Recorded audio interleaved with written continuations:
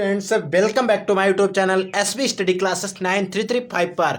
आज की इस वीडियो में हम लोग देखेंगे क्लास 12th केमिस्ट्री के बारे में। इस वीडियो के अंदर हम क्लास 12th केमिस्ट्री के 3 सबसे महत्वपूर्ण टॉपिक्स देखेंगे और 3 ऐसे टॉपिक्स हैं जिनमें हमारा शामिल है कैसे प्राप्त करेंगे कि महत्वपूर्ण अभिक्रियाएं।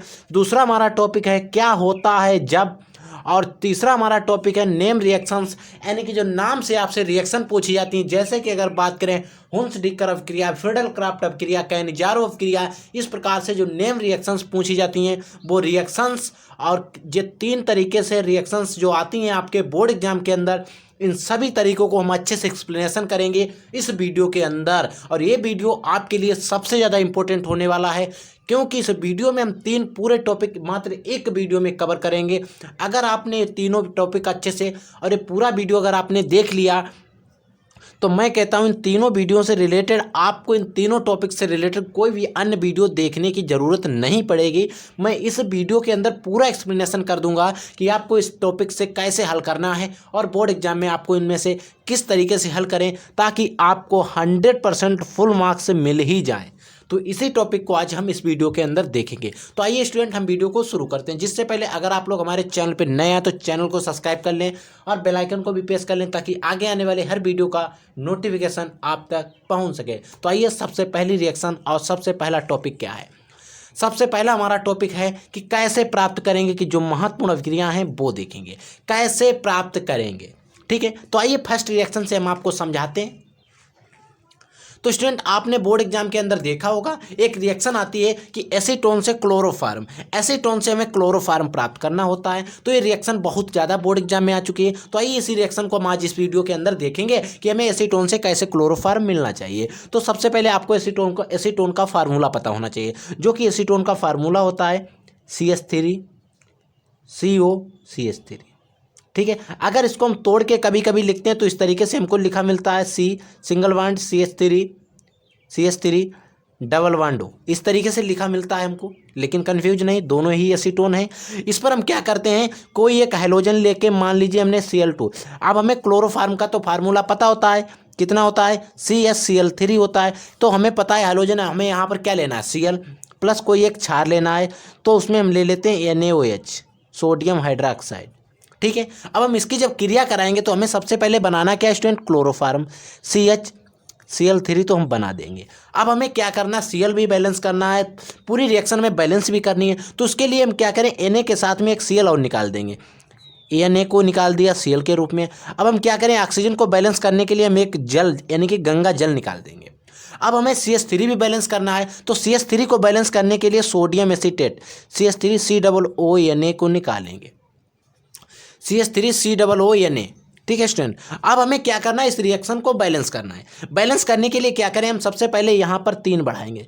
Cl2 के पास कितना बढ़ाएंगे, 3। ये चीज़ आपको ध्यान रखना है। देखिए, अगर हमने Cl2 के पास जब 3 बढ़ा दिए तो हमारे Cl कितने हो गए, 3 दूना 6 हो गए। यहाँ पर Cl कितने, 3। तो हमें यहाँ पर 3 बढ़ाने पड़ेंगे। तो 3 दूनी 6, Cl हमारे कंप्लीट हो गए। ठीक है, अब देखिए सोडियम कितने हो गए, यानी कि Na 3 और 1 4, यानी इधर हो गया। तो हमें क्या करना पड़ेगा, Na को बैलेंस करने के लिए 4 यहाँ पर बढ़ाने। जब हम यहाँ पर 4 बढ़ा देंगे तब हमें क्या करना पड़ेगा, ऑक्सीजन को बैलेंस करना पड़ेगा। भाई ऑक्सीजन को भी तो बैलेंस करना है। ऑक्सीजन किधर है, इधर आप गिन लीजिए ऑक्सीजन कितने हैं, 1 और 4 और 1, 5 ऑक्सीजन इधर है। इधर कितने हैं, 2 और 1 3 है। तो 2 1 3 हो रहे हैं। अगर हम यहाँ पर 3 से बैलेंस कर दें तो 2 1 3 1 3 और 2 5, ऑक्सीजन हमारी बैलेंस। अगर ऑक्सीजन जैसे ही बैलेंस हुई तो हाइड्रोजन अपने आप बैलेंस हो गया। ठीक है, आप चेक कर लीजिए, हाइड्रोजन भी बैलेंस है, ऑक्सीजन भी बैलेंस है, सोडियम भी बैलेंस है, क्लोरीन भी बैलेंस है। इस तरीके से रिएक्शन आती है। देखिए यहाँ पर अगर आप चाहें, ठीक है, तो आप KOH ले सकते हैं। ठीक है, KOH लेंगे तो यहाँ पर क्या होगा, KCl निकल जाएगा। ठीक है, और यहाँ पर लास्ट में K आ जाएगा। इस तरीके से रिएक्शन आती है। इसी का नाम है क्लोरोफार्म, इसका नाम है सोडियम एसीटेट, इसका नाम है एसीटोन, A है क्लोरीन, A सोडियम हाइड्रोक्साइड। ठीक है स्टूडेंट, आई होप ये रिएक्शन आपको अच्छे तरीके से समझ में आ गई होगी। आइए अब हम लोग दूसरी रिएक्शन भी देख लेते हैं। तो देखिए student, very very very important reaction. दूसरी रिएक्शन क्या है, क्लोरोवेंजिन से हमें DDT प्राप्त करना है। देखिए क्लोरोवेंजिन से DDT रिएक्शन आप अगर बात करें तो बहुत ही ज़्यादा बोर्ड एग्जाम में आती है। तो इस रिएक्शन को भी हम आपको अच्छे तरीके से समझाएंगे। सबसे पहले हम लिखेंगे क्लोरोवेंजिन का फार्मूला रिंग के अंदर।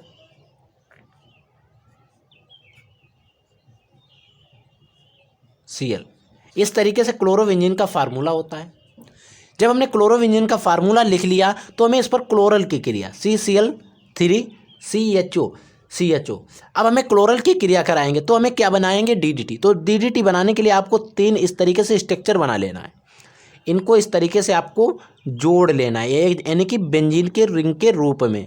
इनको जब हमने जोड़ लिया, इनके बीच में आपको 3 जगह पे डबल बॉन्ड या आप गोला कर दीजिए, और इधर का ए लेकर और इधर का ए लेकर इससे जोड़ दीजिए, और यहाँ पर CCl3CH निकाल दीजिए, और यहाँ पर हर जगह पर एक एक Cl लिख दीजिए। यही हमारा क्या है, DDT है।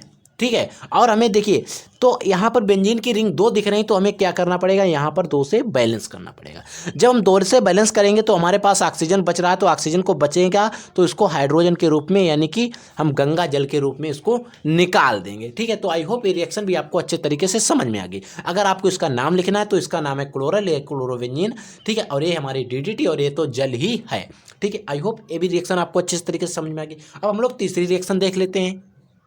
तो देखिए स्टूडेंट, तीसरी रिएक्शन हमारे पास है एसीटोन से क्लोरीटोन, और चौथी रिएक्शन है एसिटिक अम्ल से फार्मिक अम्ल। ये रिएक्शन वेरी इंपॉर्टेंट है, और दोनों रिएक्शन ऐसी हैं जो बोर्ड एग्जाम में 1 2 नहीं 10 10 20 20 बार बोर्ड एग्जाम के प्रीवियस ईयर क्वेश्चन पेपर में आ चुकी हैं।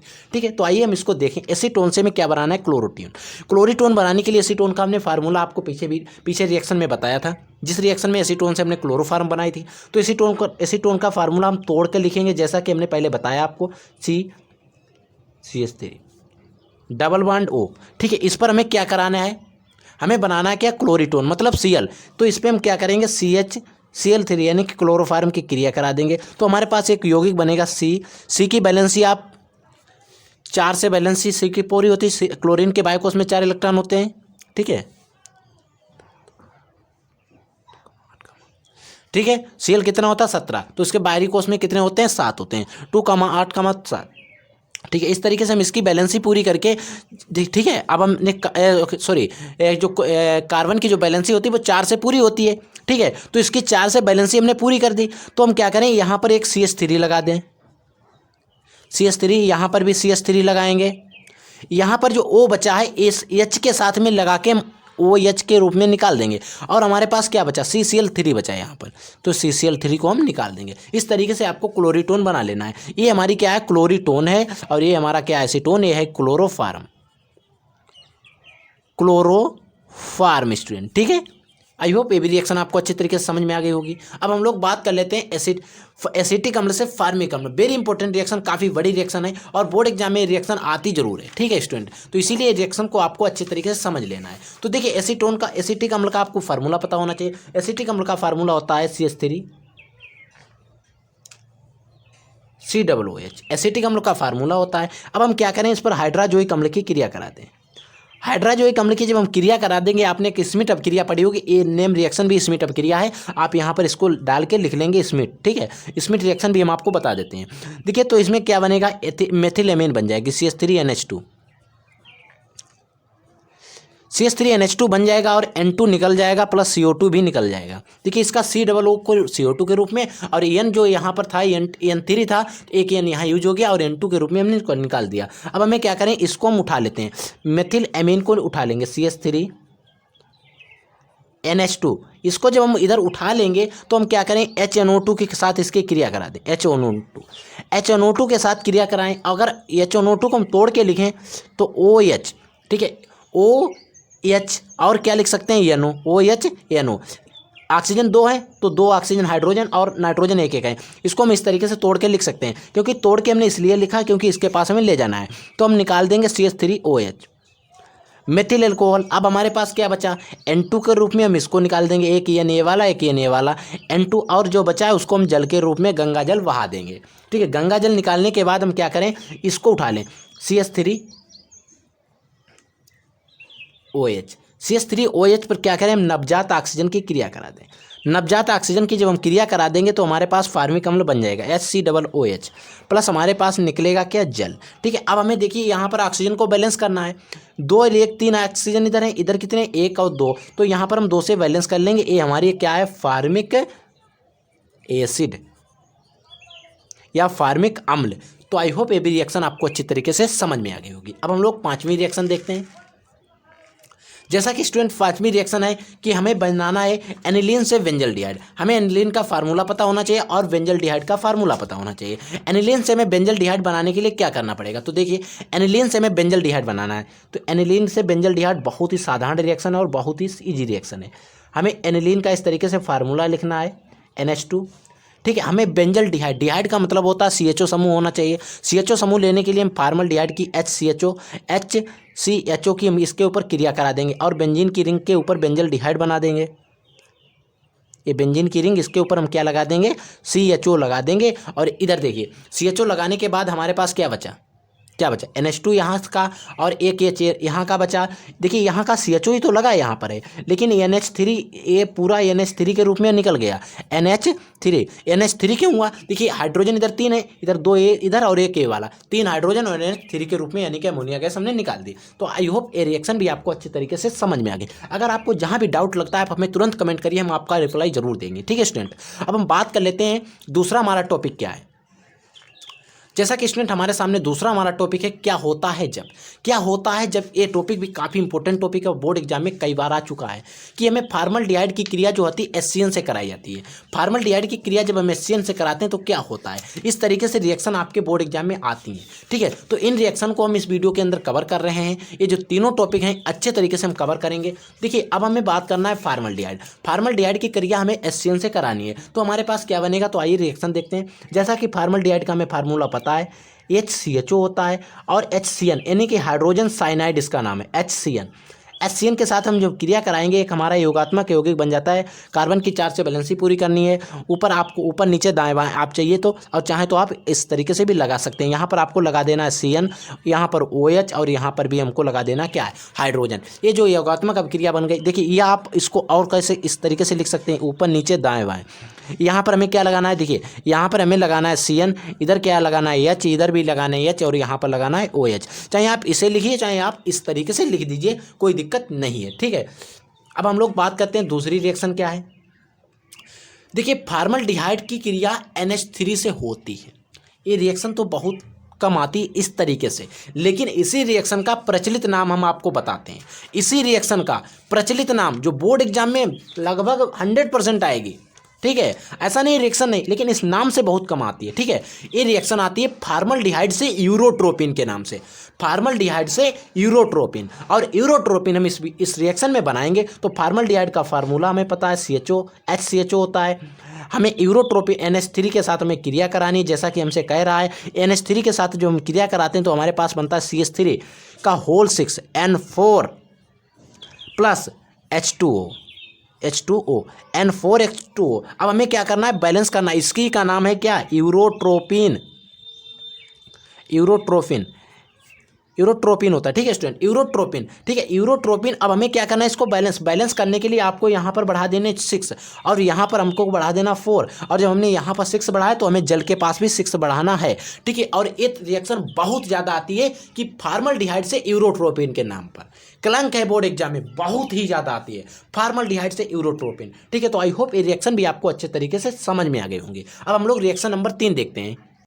तो देखिए स्टूडेंट जो हमारी तीसरी रिएक्शन है, रिएक्शन कुछ इस प्रकार है कि फिनोल की क्रिया नाइट्रिक अम्ल से होती है। जैसा कि हमने पिछली रिएक्शन में भी बताया इस नाम से रिएक्शन कम आती है, तो ये रिएक्शन भी इस नाम से तो बेहद कम आती है, लेकिन ये रिएक्शन इसका भी दूसरा नाम है, बहुत प्रचलित नाम है। इस रिएक्शन को किस तरीके से वो बोलते हैं कि फिनोल से पिक्रिक अम्ल बनाइए, फिनोल से पिक्रिक अम्ल इस तरीके से आती है। तो इसमें भी पिक्रिक अम्ल ही बनता है जब नाइट्रिक अम्ल की क्रिया फिनोल कराते हैं, लेकिन हमसे पूछता क्या है, फिनोल से पिक्रिक अम्ल बनाइए, ठीक है। तो इसको हम देखते हैं। देखिए फिनोल का हमें रिंग बना लेना है, फिनोल मतलब C6H5OH, और इसको रिंग के अंदर हम इस तरीके से लिखते हैं। नाइट्रिक अम्ल का फार्मूला होता है HNO3। इसको हमें बनाना है, क्या बनाते हैं इसमें, नाइट्रिक अम्ल की क्रिया। ये तो हमसे नहीं कह रहा क्या हमें बनाना है, तो हमें बनाना क्या है, यहाँ पर पिक्रिक एसिड इसमें बनता है, ठीक है। यहाँ पर हमको लिखना है O2N, ठीक है, और यहाँ पर लिखना है NO2, NO2। यहाँ पर हमें OH जो लगा है उसको लगा रहने देना, कोई छेड़खानी नहीं करनी है। यहाँ पर भी हमें लिखना है NO2 और हमें यहाँ पर निकाल देना है 3H2O। 3H2O जब हम यहाँ निकालेंगे तो हमें यहाँ पर भी 3 से बैलेंस करना पड़ेगा। ठीक है स्टूडेंट, तो ये रिएक्शन इसी का नाम है पिक्रिक अम्ल। ए हमारा फिनाल, ए हमारा नाइट्रिक एसिड और फिनाल से पिक्रिक अम्ल के नाम पर ये रिएक्शन बहुत ही ज़्यादा आती है। तो आइए अब हम लोग चौथी रिएक्शन देखते हैं क्या है। एथेनॉल की क्रिया HCN से होती है। एथेनॉल जो है उसकी क्रिया हम HCN से कराते हैं तो क्या बनता है। तो देखिए एथेनॉल का आपको फार्मूला पता होना चाहिए कि एथेनॉल का फार्मूला क्या होता है। मेथेनॉल एथेनॉल आपने पढ़ा था एसीटोन, एसीटोन को ही एथेनॉल भी हम कहते हैं। इसका भी फार्मूला होता है CH3, ठीक है, C single bond CH3 COO, ठीक है, प्लस इस पर हमें HCN की क्रिया करानी है। जब हम इस पर HCN की क्रिया कराते हैं तो इस तरीके से हमारा कंपाउंड बनता है योगात्मक यौगिक CN, ठीक है। यहाँ पर रहता है OH, इसका H और A वाला O निकल के OH और इधर CH3 लगाइए आप और इधर भी आप लगाइए CH3, ठीक है। और हमारा जो हमारे पास कंपाउंड बना इसमें निकलता कुछ नहीं है और इसका नाम क्या होगा। इस कंपाउंड तो हमारे पास बन गया, फिर एथेनॉल से हमें बनाना है HCN। देखिए हमसे नाम तो यहाँ पर पूछ ही नहीं रहा है, ठीक है, क्योंकि हमसे यहाँ पर नाम पूछ नहीं रहा तो नाम लिखने की भी ज़रूरत नहीं। ज़्यादा ओवर कॉन्फिडेंस भी हमें नहीं करना चाहिए बोर्ड एग्जाम के अंदर, ठीक है। तो देखिए अगर हम इसके नाम की अगर बात करें तो एसिटल्डिहाइड साइनोहाइड्रेट, एसिटल्डिहाइड साइनो-CN लगा तो हाइड्रेट, एसिटल्डिहाइड साइनोहाइड्रेट आप इसका नाम लिखना चाहें तो लिख लेंगे, लेकिन अगर बोर्ड में नहीं पूछता तो आप वहाँ पर ना लिखें तो अच्छी बात होती है, ठीक है स्टूडेंट। अब हम लोग देखते हैं कि बेंजोइक अम्ल की क्रिया सांद्र H2SO4 की उपस्थिति में N3H से होती है। जो बेंजोइक एसिड है उसकी क्रिया H2SO4 की उपस्थिति में हमें करानी है। वो किससे करानी है ये चीज़ भी हमसे कह रहा है, किससे, NH3 यानी कि हाइड्रोजोइक एसिड से करानी है। तो जब रिएक्शन होती है तो क्या होता है तो इसको हम देखते हैं। देखिए तो देखिए इस रिएक्शन को भी हम देखते हैं। जैसा कि हमें बेंजोइक अम्ल का फार्मूला पता होता है C6H5COOH बेंजोइक अम्ल का। अगर आप रिंग में चाहें तो इस तरीके से बेंजीन की रिंग बना के उस पर COOH लिख दें, तब भी वो भी बेंजोइक अम्ल का ही फार्मूला होता है, लेकिन यहाँ पर हमें उस तरीके से लिखने की ज़रूरत नहीं है। क्रिया कराने के से NN3H और किसकी उपस्थिति में, H2SO4 की उपस्थिति में हमें करानी है, ठीक है। इसी का नाम होता है हाइड्रोजोइक एसिड। आप लिखना चाहें तो लिख लीजिए। हमें यहाँ पर बनता है 6,6H5NH2 और हमारा CO2 निकलता है और हमारा निकलता है N2, ठीक है। देखिए यहाँ पर हमारा क्या बनता है, एनिलीन बनती है स्टूडेंट, एनिलीन। C6H5N2 का नाम होता है एनिलीन और यहाँ पर क्या बनती है, एनिलीन बनती है और इसका नाम है हाइड्रोजोइक एसिड, इसका नाम है बेंजोइक अम्ल, ठीक है। तो आई होप ये रिएक्शन भी आपको अच्छे तरीके से समझ में आ गई होगी।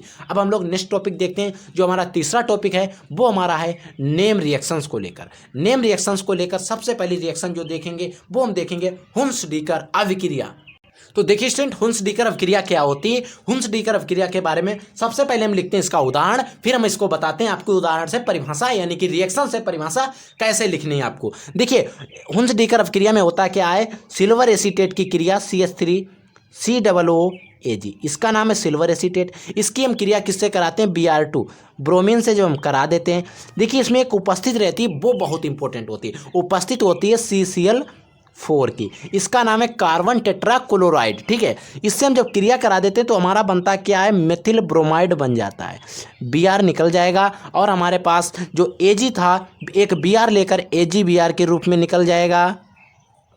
अब हमारे पास क्या बचा, COO बचा, तो इसको हम CO2 के रूप में निकाल देंगे। अगर आपको इसकी परिभाषा लिखनी है तो आप हेडिंग डालिए परिभाषा और हम बोले दे रहे हैं और आप लिख लीजिए। और आप भी किस तरीके से रिएक्शन से आपको परिभाषा लिखनी है भी हम आपको बता देते हैं। जैसा कि ये रिएक्शन हमारे सामने बनी है, परिभाषा में कुछ नहीं लिखना है, बस आपने जो इसमें रिएक्शन में किया है यही चीज़ आपको लिखनी है। जैसा कि अगर हम बात करें, हम लिखेंगे जब सिल्वर एसीटेट की क्रिया कार्बन टेट्राक्लोराइड की उपस्थिति में ब्रोमीन से होती है तो मेथिल ब्रोमाइड बनता है, ये अभिक्रिया हुंस-डीकर अभिक्रिया कहलाती है। कुछ नहीं परिभाषा में, आप इस तरीके से लिखिए, आपको पूरा नंबर मिलेगा, ये मेरी गारंटी है। तो आई होप ये भी रिएक्शन आपको अच्छी तरीके से समझ में आ गई होगी। अब हम लोग दूसरी रिएक्शन देख लेते हैं।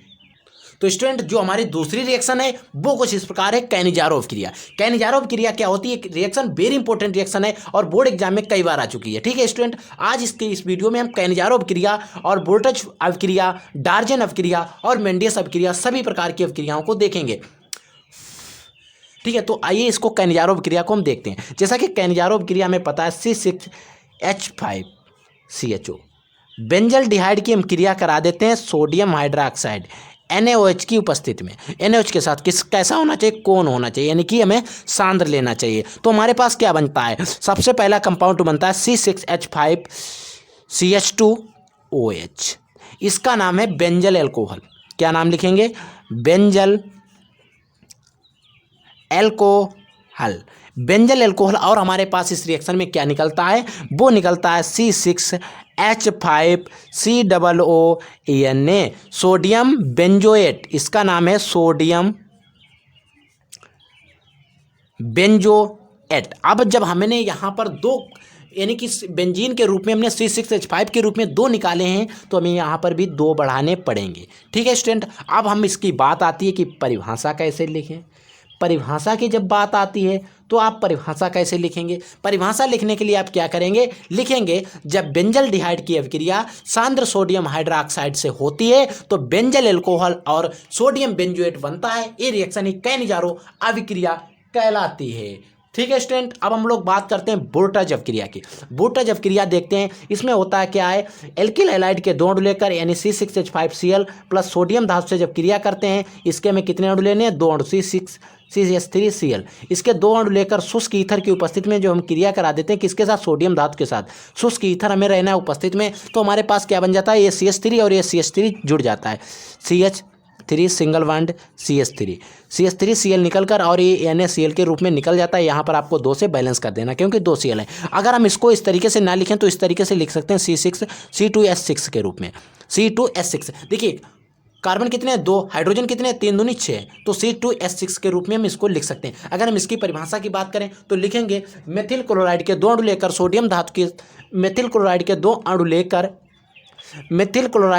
लेकर शुष्क ईथर की उपस्थिति में सोडियम धातु से जब क्रिया कराते हैं तो हमारी एथेन बनती है और इसी का नाम है एथेन। ठीक है, तो एथेन बनती है, ये रिएक्शन ही बोर्टज अभिक्रिया कहलाती है। तो आई होप ये रिएक्शन भी आपको अच्छी तरीके से समझ में आ गई होगी। अब हम लोग बात कर लेते हैं डॉर्जन अभिक्रिया की। डॉर्जन अभिक्रिया क्या होती है, तो देखिए स्टूडेंट, डार्जन अभिक्रिया को हम देख लेते हैं। डार्जन अभिक्रिया क्या होती है, डार्जन अभिक्रिया में क्या होता है, जो एथिल अल्कोहल को क्या करते हैं हम C2H5OH, एथिल अल्कोहल को हम क्या कराते हैं, SO2Cl2 से क्रिया करा देते हैं।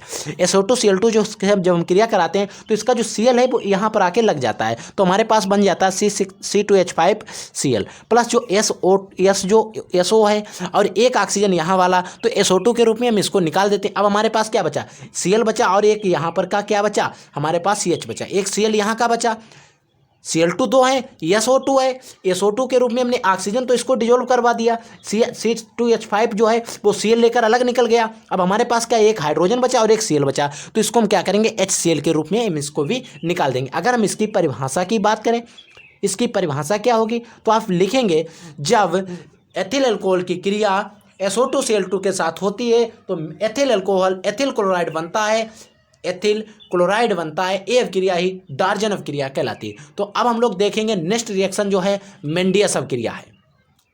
मेंडियस अभिक्रिया क्या होती है, इसमें क्या करते हैं, हाइड्रोजन साइनाइड वो मेथिल साइनाइड का क्या करते हैं, अपचयन करते हैं। मेथिल साइनाइड CH3CN, जब हम इसका अपचयन करते हैं मतलब हाइड्रोजन से क्रिया, आप इस पर लिख देंगे अपचयन, अपचयन कर देते हैं। ठीक है स्टूडेंट, ठीक है, जब हम इसका अपचयन कर देते हैं तो क्या बन जाता है, इससे एक कार्बन की ज़्यादा की हमारी क्या बन जाती है, एमीन बन जाती है, CH3 सिंगल बॉन्ड CH2NH2।